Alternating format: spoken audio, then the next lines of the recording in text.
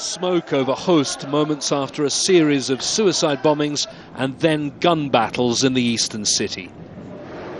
Afghan police and army rushed to the scene. Despite heightened security, the Taliban managed to repeat exactly the same tactics used in an attack 4 days earlier in Gades. Police say all of the suicide bombers, there were 7 in this latest attack, were disguised as women, wearing burqas to hide themselves and the explosives they'd strapped to their bodies. Visiting Khost at the time, one of the candidates in the forthcoming presidential election, Ramadan Bashidost. He was uninjured, and the Taliban, which claims it masterminded the bombings, says he was not the intended target.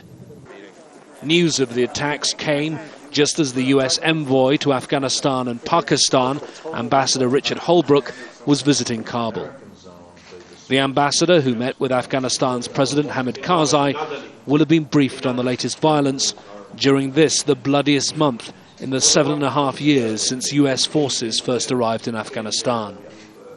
He went to visit the Independent Election Commission, which is in charge of holding this country's presidential election on August the 20th. At a news conference, I asked him how it would be possible to hold free and fair elections in the middle of a war. I do want to be clear. I understand the importance of your question. It's in our minds.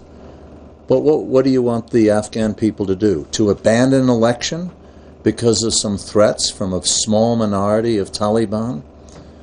Impossible.